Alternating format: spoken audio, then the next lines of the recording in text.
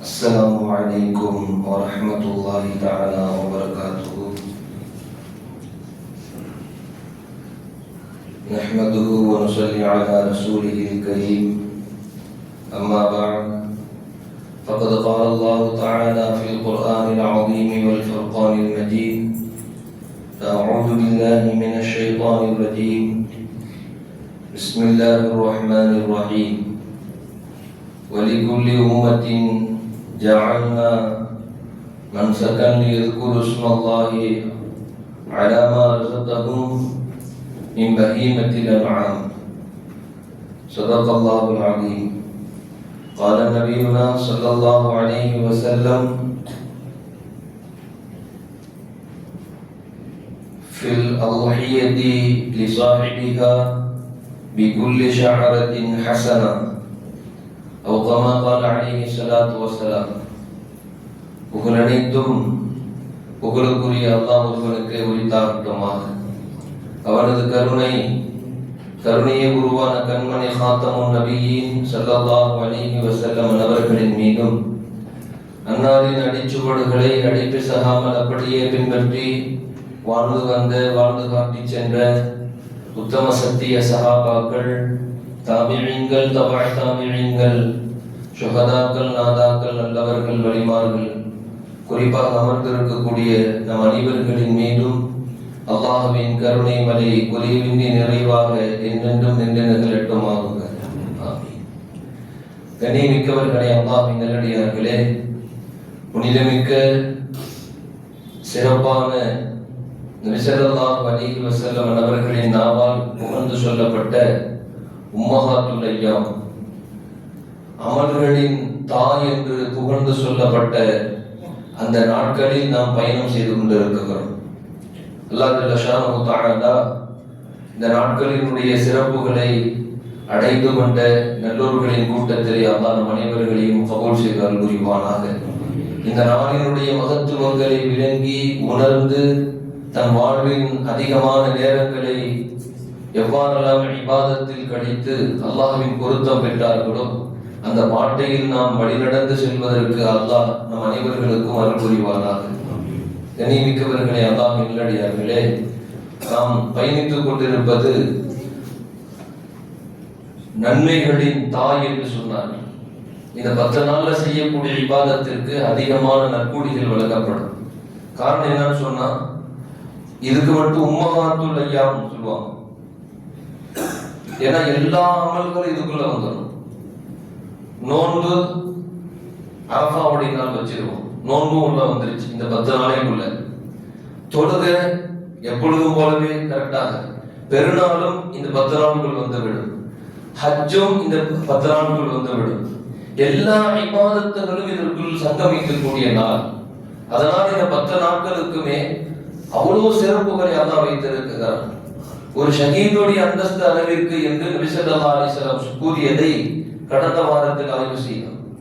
கண்ணியமிக்கவர்களே, இந்த 10 நாட்களில் நாம் இன்றைக்கு அடைய இருக்கக்கூடிய சிறப்பான 2 விஷயங்கள்.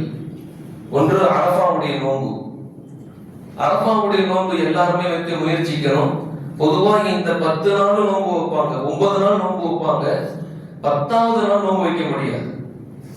ஆனால் 10வது நாளும் நோன்பு வைத்த நற்கூலிகளை பெற்று தருவதற்கு சில வழிமுறைகளை சட்ட மேதைகளான இமாம்கள் நமக்கு வகுத்து தந்திருக்கிறார்கள். சட்ட மேதைகள் வகுத்து தந்திருக்கிறார்கள். 9 நாள் நோன்பு வச்சிருக்கோம், அரஃபா நாளோட முடிஞ்சிடும். 10வது நாள் நோன்பு வைக்கிறது எப்படின்னு சொன்னா, பெருநாள் அன்னைக்கு சுபுகிலிருந்து குர்பானி பெருநாள் தொழுது முடிச்சு வீட்டுக்கு போற வரைக்கும் சாப்பிடாம இருக்கிறது.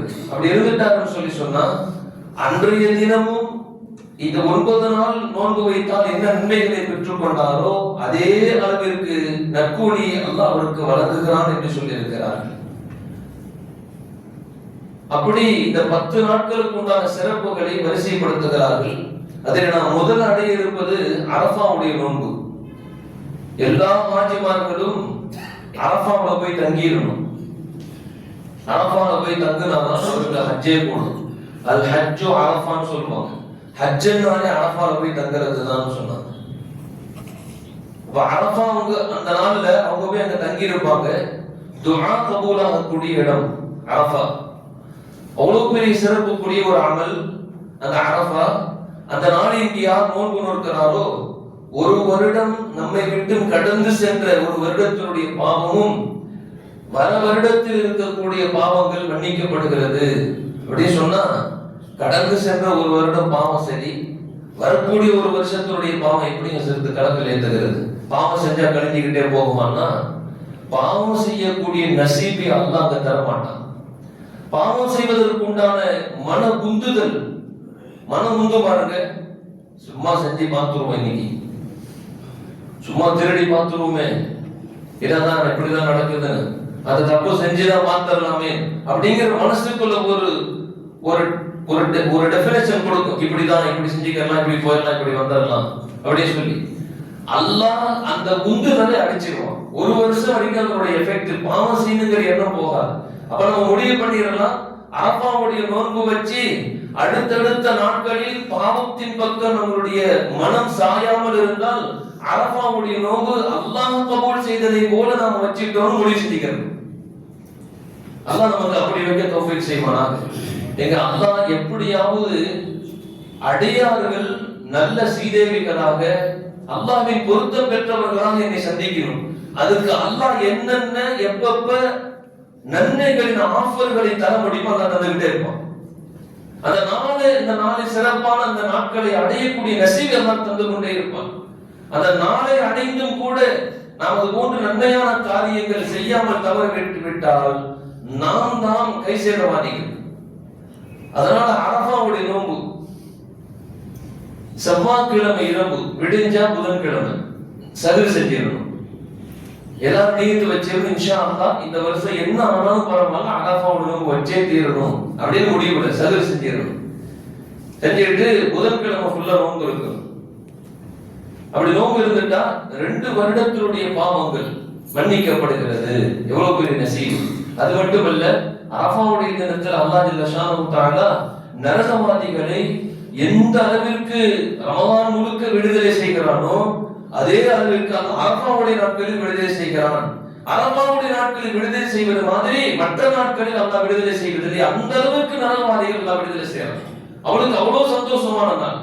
அல்லாஹ்விற்கு பிடித்தமான ஒரு தினத்தில் ஒரு மனிதன் அமல் செய்வது அவன் பாக்கியசாலியாக ஆக்கிவிடும். அவன் அல்லாஹ்வின் பொருத்தத்தை கூட பெற்று தந்து விடும். அரஃபாவுடைய நோன்பு நம்ம விட்டுறவே கூடாது, ஒருபோதும் நடுவு விட்டுற விடக்கூடாது. அல்லாஹ் ஜல்ல ஷானஹு தஆலா அரஃபாவுடைய நோன்பு சுன்னத், அரஃபாவுடைய நோன்பு சுன்னத். நம்ம வைக்கும் போதே அரஃபாவுடைய சுன்னத்தான நோன்பை அல்லாஹ்விற்காக வேண்டி நோக்கிறேன், அவ்வளவுதான்.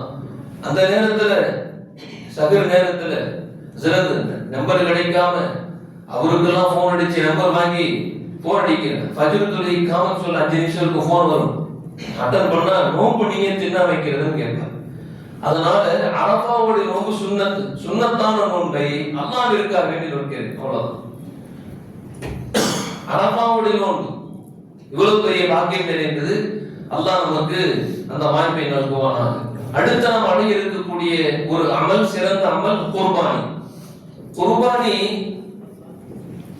யார் மேல கடமை அப்படின்னு சொன்னா 3 வகையினர் மீது கடமையாகும். குர்பானி யார் மேல கட்டாய கடமையாகும் சொன்னா 3 வகையினர் இருக்கிறாங்க மனிதர்கள். 3 வகையினர் மீது கட்டாய வாஜிபாயிடும், குர்பானி மேல வாஜிபாயிடும். யாருன்னு சொல்லி சொன்னா முதல் ரகம் ஏழை பணக்காரன் 2 பேர் மேலேயும் கட்டாய கடமையாகும். அது எந்த தருணத்துல அப்படின்னு சொன்னா ஒருத்தர் இப்படி நேர்ச்சி செய்யறார், குர்பானி தினத்தில் இன்ஷா அல்லாஹ் கண்டிப்பா இந்த வருஷம் நம்ம குர்பானி கொடுத்துடணும் அப்படின்னு நேர்ச்சி செய்யறார். அவர் ஏழையா இருந்தாலும் சரி பணக்காரா இருந்தாலும் சரி நியத்து வச்சுட்டாருன்னா குர்பானி வாஜிபாயிடும். கடன் வாங்கியாவது குர்பானி கொடுக்கணும். இல்ல இந்த அடையாளத்தை அல்லாஹ்வால் ஏற்படுத்தப்பட்ட இந்த அமலை அவர் சிதைத்து விட்டார், அவர் அந்த அல்லாஹ்வுடைய கட்டளை உதாசீனப்படுத்துகிறார் என்ற பாவம் அவர் மேல நிகழ்ந்தது. முதல் வகையினர் யாருங்க?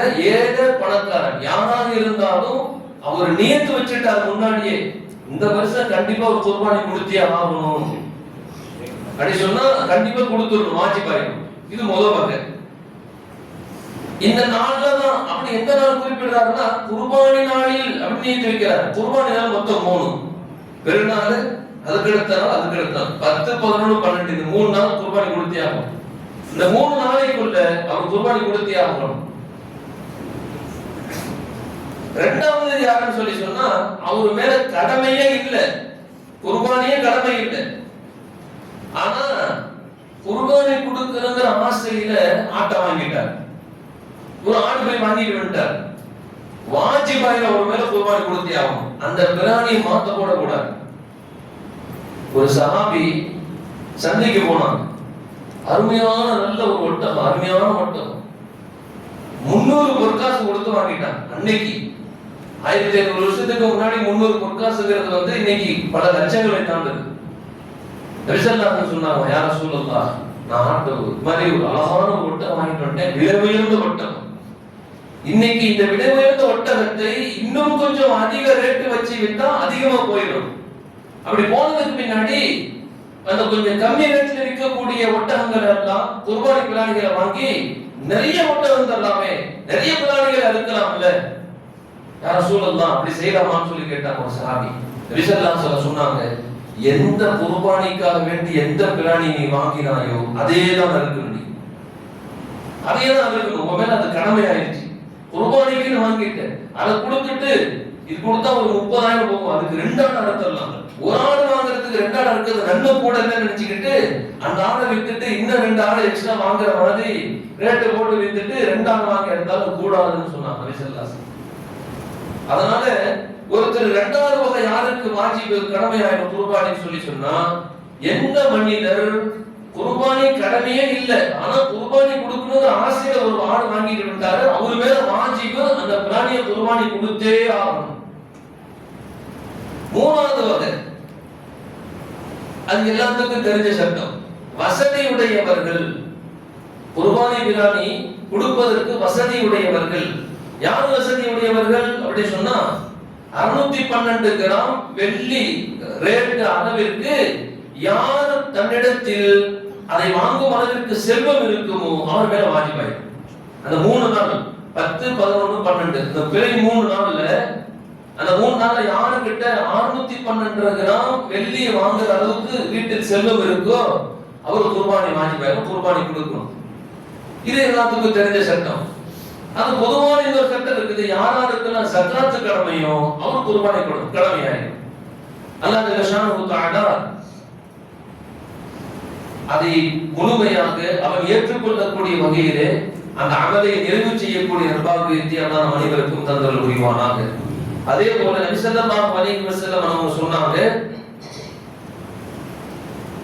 ஒரு பொருள்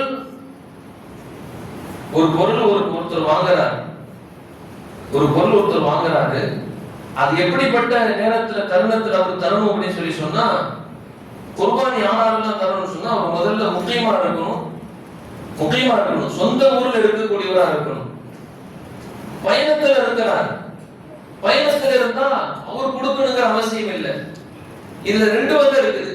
ஒண்ணு, பயணப்பட்டுக்கிட்டே இருக்கிறாரு, இல்ல பயணத்துல போயிட்டு இருக்கிறாருன்னா அவரு இன்னைக்கு தற்போது இருக்கக்கூடிய காலத்துல என்னன்னு சொல்லி சொன்னா, ஹஜ்ஜுக்கு இங்கிருந்து போறாங்க, ஹாஜிகள் இங்கிருந்து ஹஜ்ஜுக்கு போய் அங்க தங்குறாங்க, அவரு பயணத்துல இருக்கிறாரு அப்படின்னு சொல்லிட்டு நம்ம முடிவு பண்ணி குர்பானி கொடுக்காம விட்டுறக்கூடாது. குர்பானி கடமையாயிடும். ஏன்னு சொன்னா, பயணம் அப்படிங்கிறது வந்து போயிட்டு 3 நாளைக்குள்ள திரும்பி ரிட்டர்ன் வந்துருவாரு. ஒரு 10-15 நாளைக்குள்ள ரிட்டர்ன் வந்துருவாருன்னு இருந்தாதான் அவர் என்ன செய்ய முடியும், முசாஃபிருடைய கணக்கு. ஹஜ்ஜுக்கு போகக்கூடியவர்கள் 40 நாள் நியத்து வச்சு போறாங்க. இங்க இருந்து ஊர்ல இருந்து கிளம்பும் போது 40 நாள் நியத்து. அப்படி சொன்னா அவர் அங்க போய் 2 நாள் 4 ரக்காத்து தான். ஏன் 40 நாள் நியத்து வச்சு எங்க இருந்து போறாரு?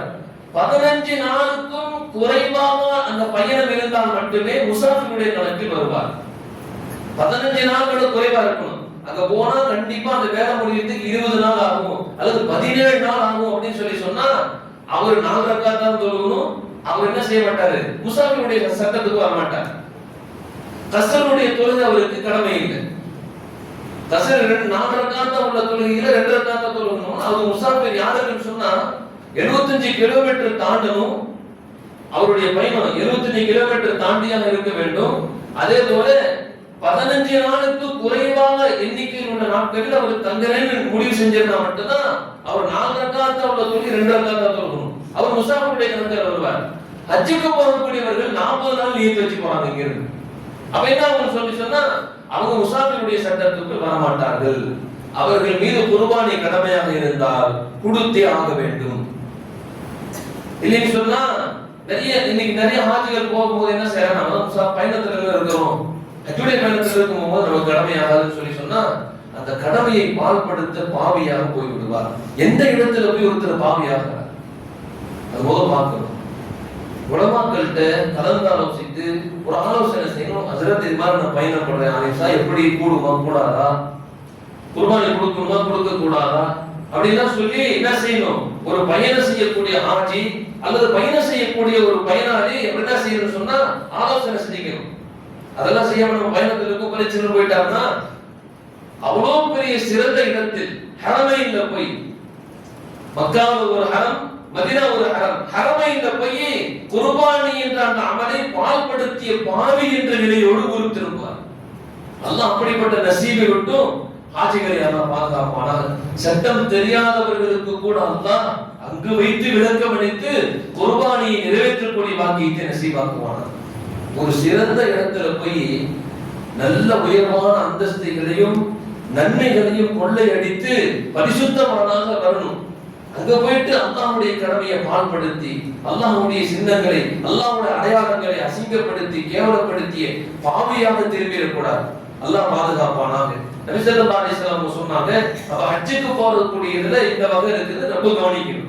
ஹஜ்ஜுக்கு போனவர்கள் கூட முசாஃபிர்ங்கிற சட்டத்தில் வருவாங்க. அவங்க யாருன்னு சொல்லி சொன்னா அந்த ஹஜ்ஜுடைய நாட்கள்ல மட்டும் அங்க போய் ஹஜ் செஞ்சுட்டு வருவாங்க. ஒரு 10 நாள் 15 நாளுக்குள்ள முடிஞ்சிடும். உமராவுடைய எண்ணிக்கை அளவுக்கு இருக்கும். கடைசி ஃபிளைட்ல கிளம்புறது, அந்த ஹஜ் செய்யறதுக்கு ஒரு 2-3 நாளைக்கு முன்னாடி போவாங்க. ஹஜ்ஜுடைய ஒரு 5 நாள் முன்னாடி ஒரு 3 நாள் 8 நாள் மதீனாவுல போய் ஒரு 5 நாள் 3 நாள் தங்கிட்டு அங்கிருந்து ஊருக்கு வந்துருவாங்க. இவங்க முசாஃபிருடைய கணக்குல வருவாங்க. இவங்க என்ன செய்வாங்க, முசாஃபிருடைய கணக்குல வந்துருவாங்க. அப்ப இவங்க என்ன செய்வாங்க, இவர் குர்பானி கொடுக்கணும்ன்ற அவசியம் இல்ல. ஒருத்தர் மதீனாவுல இருந்து மக்காவுக்கு வராரு ஹஜ் செய்யறதுக்கு, அவர் முசாஃபிருடைய கணக்குல வராரு. அவர் என்ன செய்வாங்க, முசாஃபிருடைய கணக்குல வந்துருவார். ஏன்னா கிட்டத்தட்ட 400 கிலோமீட்டருக்கு மேல மதீனா டு மக்கா 400 கிலோமீட்டருக்கு மேல வரதுனால அவர் என்ன செய்வாரு, முசாஃபிருடைய கணக்குல வந்தார். அவரு ஹஜ் செய்ய வந்தால் அவர் குர்பானி கொடுக்கணுங்கிற அவசியம் இல்லை. ஏன்னா ஹஜ்ஜுடைய அமலை முடிச்சிட்டு ரிட்டர்ன் ஊருக்கு போயிடுவாங்க. ஹஜ்ஜுடைய அமலை முடிச்சிட்டு ரிட்டர்ன் ஊருக்கு போயிடுவாங்க.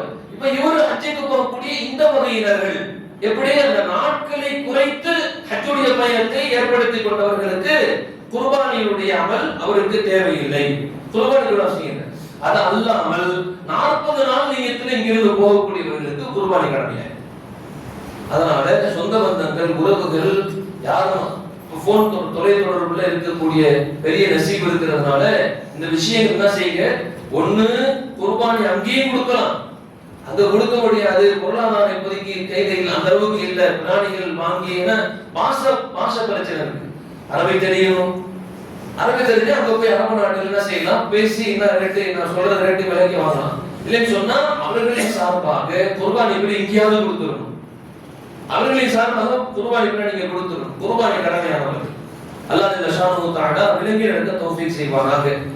அப்ப இந்த விஷயங்கள் நம்ம நல்லா விளங்கணும். குர்பானி பிராணிகளை மொத்தம் 8 வகையா இருக்கு. குர்பானி பிராணி ஆடு, மாடு, ஒட்டகம், செம்மறியாடு 4 ஆச்சுங்களா. இது 4லையும் ஆண் பெண் 2 சேர்த்து பாருங்க, 4 2 8 ஆயிடும்.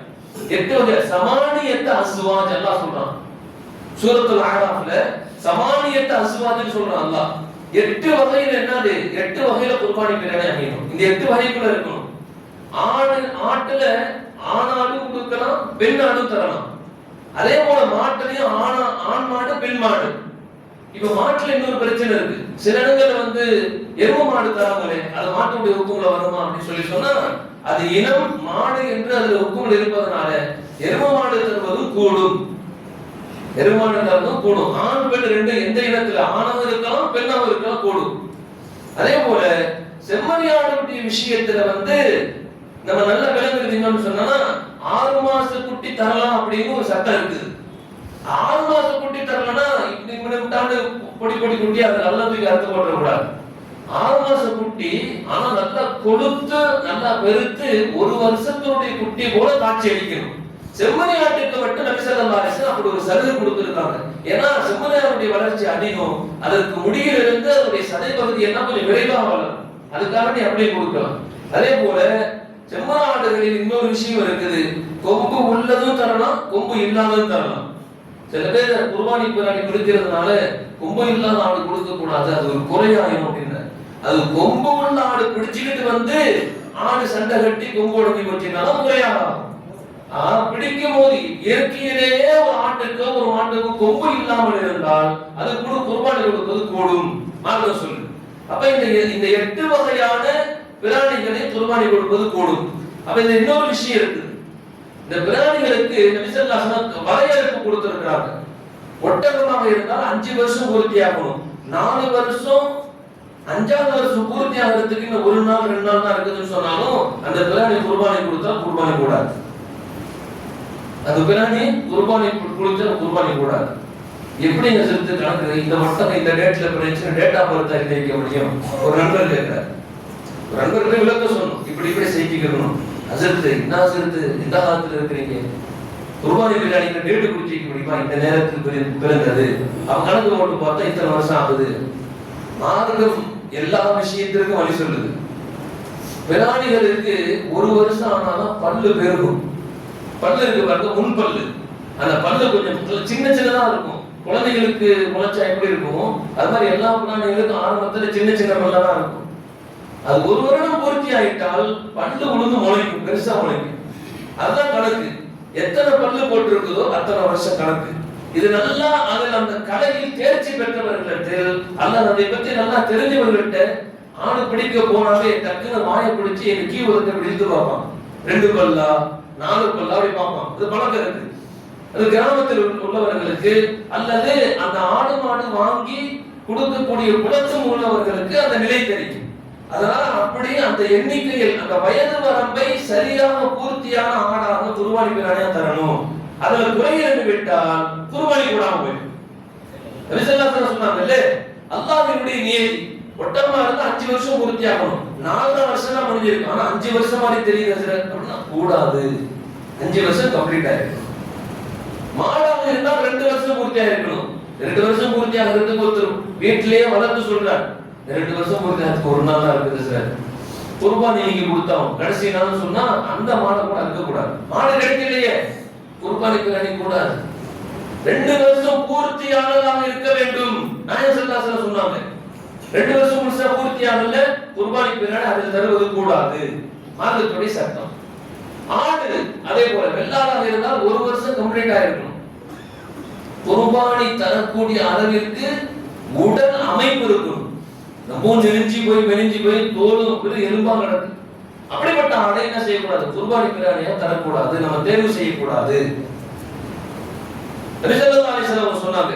அதே போல குறைவுள்ளதாகவும் பிரிக்க கூடாது. ஒரு பிராணியை வாங்கும் போது நபி ஸல்லல்லாஹு அலைஹி வஸல்லம் சொன்னாங்க, அதனுடைய நாக்குகளை பாருங்கள், கொம்புகளை பாருங்கள், கண்களை பாருங்கள். நபி ஸல்லல்லாஹு அலைஹி வஸல்லம் சொன்னாங்க, அவருடைய கால் பாருங்க, கால் நொண்டியாக அல்லது காது அறுபட்டதாக இது மாதிரி இருந்திருக்கூடாது. குர்பானி பிராணி வாங்கும் போதே நாக்கெல்லாம் இழுத்து பார்க்கணும், நாக்கு சரியா இருக்கா. ஏன்னா சில இடங்கள் என்ன செய்யும் சொன்னா, ஆடு மாடுகள் சண்டை கட்டும் போது நாக்கு கூட துண்டாயிடும். சில பிராணிகளுக்கு அப்படி நடந்தது உண்டு. நபி ஸல்லல்லாஹு அலைஹி வஸல்லம் சொன்னாங்கன்னு சொன்னா அதுல பலவிதமான கருத்துகள் இருக்கும். நாக்கு அறுபட்டது, கண் பார்வை குறைவுடையது. எந்த அளவிற்கு மார்க்கம் சொல்லி இருந்திருக்கு பாருங்க. கண் பார்வை குறைவுடையது எப்படி தெரிஞ்சுக்கிறது? டாக்டர்கிட்ட போய் கண் டாக்டர் கூட்டு போய் கண்ணு கம்மியா இருக்கா, பவர் லென்ஸ் என்னன்னு பார்க்க அப்படியே நம்ம கணக்கு போட முடியும்? மார்க்கம் சொல்லுது, கண் பார்வை குறைவுடையதை நீங்கள் கொடுக்காதீர்கள். ரசூலுல்லாஹ் சொல்லி கொடுக்கிறாங்க. ஒரு பிராணியை போய் அப்படி தட்டுங்க. ரசூலுல்லாஹ் சொன்னாங்க, எந்த அளவிற்கு மார்க்கத்தை எந்த அளவிற்கு உம்மத்திற்கு விளக்கி சொன்ன நாயகம் ஸல்லல்லாஹு அலைஹி வஸல்லம் ஒரு குர்பானி பிராணியை வாங்க போகும்போது அப்படி ஒரு தட்டுனீங்கன்னா கண்ணிமை ஆடும். நம்மளே கூட உடம்ப தட்டினோட அப்படி முன்னாடி கண்ணி தட்டுன்னு கண்ணை பறிச்சு சிமிட்டுவோம். எந்த கண்ணில் குறை உள்ளதோ அந்த கண்ணினுடைய புருவம் அசையாது. எந்த கண்ணுல குறை இருக்கோ, பார்வை குறை இருக்குதோ அந்த கண்ணுடையமே அசையாது. நாயகம் ஸல்லல்லாஹு அலைஹி வஸல்லம் அழகான வழிமுறை, மார்க்கத்தை விளங்குங்க. அல்லாஹ் தௌஃபீக் செய்வான். ஒவ்வொரு விஷயத்திற்கும் இது மாதிரி அதனுடைய பின்னணிகள் இருக்கு. எல்லா விஷயத்திற்கும் கூடுன்னு சொன்னதுக்கும் பின்னணி இருக்குது, கூடாதுன்னு சொன்னதுக்கும் பின்னணி இருக்குது, செய்யின்னு சொன்னாலும் பின்னணி, அந்த பக்கம் நெருங்கவே நெருங்காதுன்னு சொன்னாலும் அதுக்கும் இந்த மாதிரி காரணங்கள் உண்டு. அந்த காரணத்தை விளங்கினால் மட்டும்தான் நம்ம என்ன செய்வோம், அந்த அந்த மாட்டையில வழி நடந்து போவோம், அந்த மாட்டையில வழி நடந்து போவோம். இவ்வளவு பெரிய கல்லு பார்க்க அழகா இருக்குது, கண்ணாடி கல்லு, தூக்கி போடுவோம், அசாதங்கள்லாம் வைப்போம். கண்ணாடி கல்லு மாதிரி வைர கல்லு இருக்கும், அதை வைக்க மாட்டோம். ஏன்னா அவனுடைய பேக்ரவுண்ட் தெரியும், வைரக்கல்லுடைய மதிப்பு தெரியும், வைரக்கல்லினுடைய மதிப்பு தெரியும். வைரக்கல்லு கண்ணாடி ரெண்டையும் வச்சா ஒரே மாதிரி தான் இருக்கு. கண்ணாடி கல்லு கண்ணாடியும் அழகா வடிவமைச்சு, மோதிரங்கள் பாருங்க சும்மா கண்ணாடி கல்லு மாதிரி தான் இருக்கும். கல்லு பார்த்தா எவ்வளவுன்னா 2 லட்சம் ஆகும். அசல் வைரம் வைடூரியத்தை வாங்கி பாருங்களேன், பார்த்தா கல்லு டம்மி கல்லு மாதிரி தெரியும். அதுக்கு லைசன்ஸோட கொடுத்துருப்பான். பார்த்தா உங்களுக்கு இவ்வளவு பேர் இந்த வாங்கி இருக்கிறாரு பேர் எழுதி கொடுப்போம். எண்ணி மிக்கவர்களே, அது மாதிரி அதனுடைய மதிப்பு தெரியும். மதிப்பு தெரிஞ்சாதான் மார்க்கத்தில் ஒவ்வொரு விஷயத்தை நம்ம பேணி பின்பற்றி நடப்போம். அல்லாஹ் அது போன்ற ஒவ்வொரு காரியத்திலும் எதற்காக வேண்டி ஏன் இருக்குன்னு காரணத்தை விளங்கி உணர்ந்து அமல் செய்யக்கூடிய பாக்கியத்தை அவர் நசீபாக்குவானாக. அப்ப பிடிக்கும் போது குர்பானி பிராணிகளை இது மாதிரி குறை உள்ளது இல்லாமல், அதை ஏதாவது உச்சங்கள் இல்லாமல் பிடிக்கணும். அதே மாதிரி தொழுநோய் உள்ளதையும் பிடிச்சிடக்கூடாது. உமின்னு சொல்லுவாங்க, முனின்னு சொல்லுவாங்க. அடியில பார்த்தா இவ்வளவு பெரிய கொப்பளம் மூலமா தோணும். அது என்ன செய்யணும், அது ஒரு இயற்கையாவே எல்லா பிராணிகளுமே ஒட்டக்கூடிய ஒரு ஒட்டுண்ணி மாதிரி. அது என்ன செய்யும் சொன்னா, தோள்களை ஓட்ட போடும், ரத்தத்தை ஓடிக்கும். சில இதுகள் அது கடிச்சு அலர்ச்சி மாதிரி ஆகி உடம்பே அந்த நோயினால பாதிக்கப்பட்டிருக்கும். அது மாதிரி குர்பானி பிராணி வாங்கும் போது, குர்பானி பிராணி வாங்க அனுபவம் உள்ளவர்கள் இப்படி தடவும் போதே தெரிஞ்சிடும். குர்பானி பிராணி இப்படி தடவுவாங்க. ஆணாக இருந்தால் ஒரு காலை பின் காலை பிடிச்சிட்டு இப்படி பிடிக்கும் போது இந்த பின் கையை இப்படி விட்டு இப்படி ஒரு தேய்ப்பாங்க. உனி இருந்தா தெரிஞ்சு போயிடும். அது மாதிரி நிறைய அனுபவசாலிகளை சரியாக அழைச்சி செஞ்சு என்ன செய்யணும், குறையில்லாமல் அல்லாஹ்விற்காக வேண்டி நிறைவு செய்யக்கூடிய அமலை சரியா கொடுக்கணும். அதே போல கொம்புடைய விஷயத்துல மார்க்கம் சொல்லுது, கொம்பு இல்லாம ஆடு பிடிச்சிக்கணும். கொம்பு இருக்கிற ஆடை பிடிச்சா ரொம்ப கவனமா பார்த்துக்கணும். ஏதாவது முட்டி புது இடத்துக்கு வந்தா சில பிராணிகளுக்கு இருக்கக்கூடிய இயற்கை தன்மை, தண்ணி குடிக்காது தீனிங்க, அங்க இருக்கும்போது நல்லா தீனிக்கும், நல்லா தண்ணி குடிக்கும்.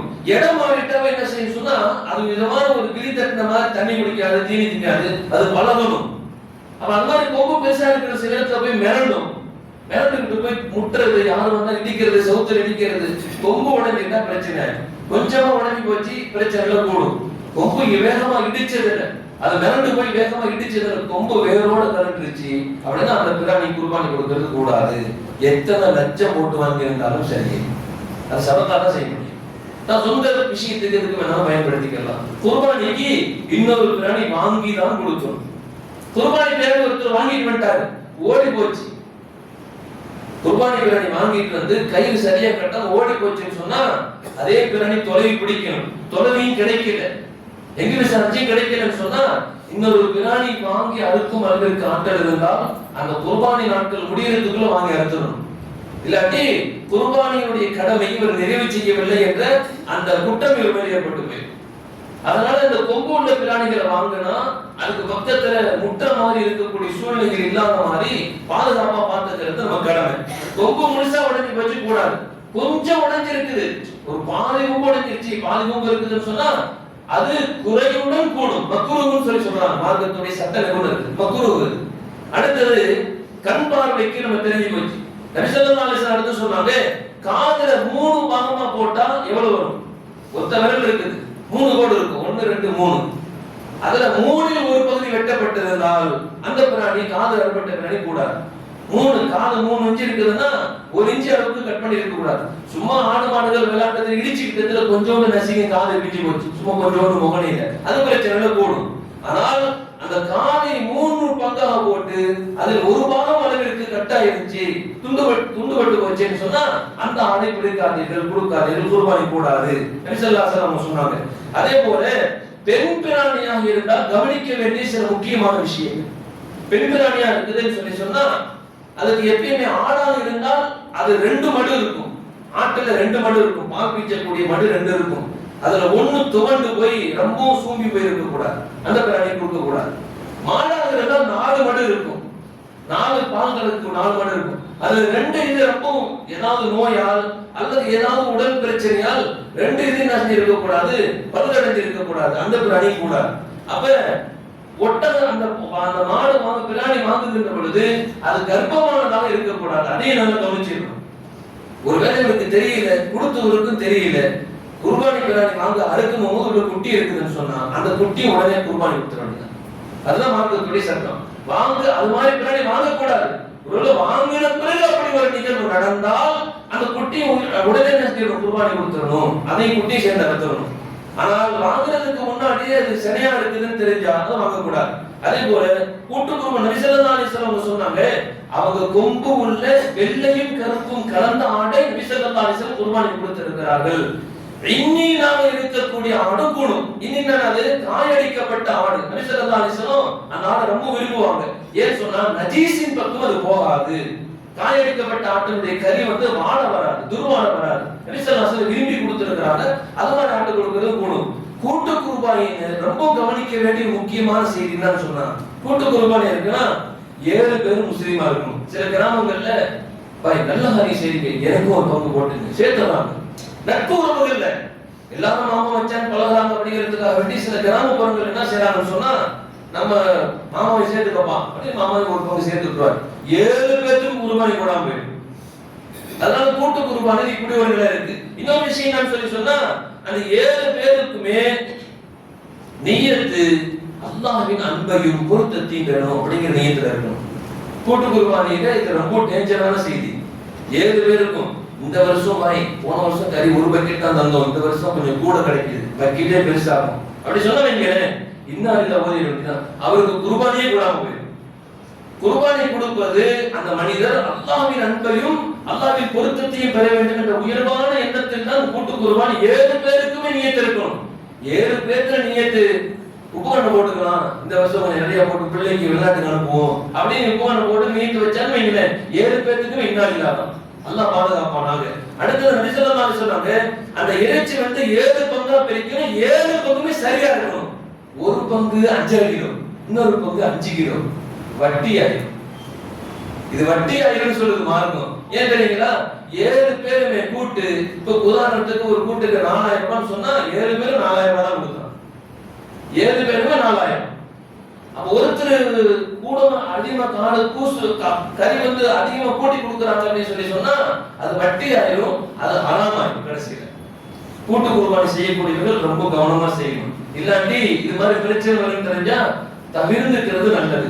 ஏன்னா இது இன்னொருத்தருடைய அமானிதத்தை நிறைவேற்ற போறார். அல்லாஹ்வுக்காக வேண்டி இவர் காசை கொடுத்து ஒதுக்குவாரு, அதிலே ஏதாவது குளறுபடிகள் ஏற்பட்டுச்சால் பாவம் அவருக்கு போய் சேர்ந்துடும், இவருக்கு குர்பானி கூடாம போயிடும். இவருக்கு குர்பானி காசு கொடுத்தது குர்பானி கூடாம போயிடும். காசு வாங்கி வேலை செஞ்சு கொடுத்தாரு பாருங்க, நடுவில் இருந்து என்ன கூட்டு குர்பானி வேலை செய்யறாரு பாருங்க, அவருக்கு பாவியா போயிடுவார். அல்லாஹ் பாதுகாப்பானாக. நபி ஸல்லல்லாஹு அலைஹி வஸல்லம் சொன்னாங்க. அதே போல இப்படி இருக்குது அறுக்கக்கூடிய விஷயத்துல கூட்டு குர்பானியில இந்த மாதிரி நிகழ்வுகள் இருக்கு, நிறைய சட்டங்கள் இருக்கு. அதை செய்யக்கூடியவர்கள் தேவைப்படக்கூடியவர்கள் அவ்வப்போது நீங்கள் மார்க்க விளக்கத்தை கேட்டு பெற்றுக் கொள்ளுங்கள். அறுக்கக்கூடிய ஒரு முக்கியமான ஒரு செய்தி, அறுக்கக்கூடியவர் என்ன செய்யணும் சொன்னா, கத்தி யாரு பிடிக்கிறாங்களோ அவர் முதல்ல முஸ்லிமா இருக்கணும். முஸ்லிமா இருக்கணும், ஆணாகவும் இருக்கலாம், பெண்ணாகவும் இருக்கலாம், சிறு குழந்தையாகவும் இருக்கலாம். சிறு குழந்தையா இருந்தா அறுக்கக்கூடிய அளவிற்கு கொஞ்சம் பக்குவப்பட்டு இருக்கிறார், சின்ன குழந்தை கூட இருக்கலாம், தப்பு இல்லை. கத்தி பிடிக்கிறவர் பிஸ்மில்லாஹி அல்லாஹ் அக்பர் சொல்ல தெரிஞ்சவரா இருக்கணும், சொல்லணும். சில இடங்கள் என்ன செய்யணும்னு சொன்னா, அத்தா நீங்க வாங்க அத்தா, மரியாதை மகனுக்காண்டி குர்பானி கொடுக்கிறார், மகன் குர்பானி கொடுக்கிறார், அத்தா நீங்க வாங்க வர்க்கத்தை பிடிக்கிறா அப்படி சொல்றாரு. அத்தாவும் பிடிக்கிறார், மகன் பிஸ்மில்லாஹி அல்லாஹ் அக்பர் சொல்லிட்டார், அத்தா சொல்லல, அது செத்த பிராணிக்கு சமம் சொல்லுது மார்க்கம். 2 பேர் பிடிச்ச இருப்பாங்க சில இடத்துல, மார்க்க தடை சொல்லல, கூடாதுன்னு சொல்லல, கூடும். 2 பேருமே பிஸ்மில்லாஹி அல்லாஹ் அக்பர் சொல்லணும். கத்தி யாரு பிடிக்கிறாவோ அவங்க 2 பேரும் என்ன செய்யணும், பிஸ்மில்லாஹி அல்லாஹ் அக்பர் சொல்ல தெரிஞ்சவரா இருக்கணும், சொல்லணும். ஒருத்தர் சொன்னார் ஒருத்தர் சொல்லல, அது அறுக்கும்போது பிஸ்மில்லாஹ் சொல்ல மறந்துட்டாரு, அது செத்த பிராணிக்கு சமம், அந்த பிராணியின் கறி சாப்பிடக்கூடாது மார்க்கம் சொல்லக்கூடிய செய்தி. ஆனா இப்படி நிறைய செய்திகளை நபி ஸல்லல்லாஹு அலைஹி வஸல்லம் அவர்கள் இந்த உம்மத்திற்கு சொல்லி கொடுத்திருக்கிறார்கள். அல்லாஹ் ஜல்ல ஷானுஹு தஆலா நாம் செய்யக்கூடிய இந்த இபாதத்துகளை பேணுதலோடு பின்பற்றி நிறைவேற்றக்கூடிய நற்பாக்கியத்தை அல்லாஹ் வழங்கி அருள்வானாக. அதே போல முக்கியமான ஒரு அமல் இன்னொரு என்னன்னு சொல்லி சொன்னா, அந்த தக்பீர் சொல்றது. அரஃபாவுடைய நாள்ல இருந்து ஃபஜ்ர்ல இருந்து நம்ம தக்பீர் சொல்லுவோம். அந்த பிறை 12, 13 அசர் வரைக்கும் சொல்லுவோம். அந்த நாட்களில் கொஞ்சம் கூட என்ன செய்யக்கூடாது, ஒரு வக்து மிஸ் ஆயிடுச்சு அப்படி சொன்னா கூட ஆண் பெண் இருபாலும் தொழுது முடிச்சிட்டு ஒரு தடவையாவது தக்பீர் சொல்றது வாஜிபு. ஒரு தடவை மிஸ் குர்பானி படிக்க பக்கத்து ஊருக்கு போறோம், லகுரு தொழுது பயணத்துல இருந்ததுனால லகுரு தொழுக முடியல. அந்த தக்பீர் அல்லாத நாட்கள்ல வேற நாட்கள்ல நிறைவு செய்யறார், கலாவா தொழுகிறார். இந்த விடுபட்டு போன அந்த நாட்களில் தக்பீர் சொல்லுமா இல்லையா, அந்த தக்பீரை கலாவாக தொழுகக்கூடிய அந்த நேரத்துல அவர் சொல்லணும். வாஜிபு, இல்லாட்டி வாஜிபை விட்ட குற்றம் அவர் மீது ஏற்பட்டு போயிடும். அத பெண்களுக்கு, எல்லா பெண்களுக்கும் நம்ம இந்த விஷயத்தை சொல்லிடணும். அரஃபாவுடைய நாள் ஃபஜ்ரில் இருந்து பிறை 13 அசர் வரைக்கும் என்ன செஞ்சிடணும், 10, 11, 12, 13 அசர் வரைக்கும் இருக்கக்கூடிய நாட்களில் தக்பீர் சொல்லியே ஆகணும். ஆண் பெண் இருப்பான தொழுகை யார் மீதெல்லாம் கடமையோ அவர்கள் மீதெல்லாம் இது வாஜிபாயிடும்.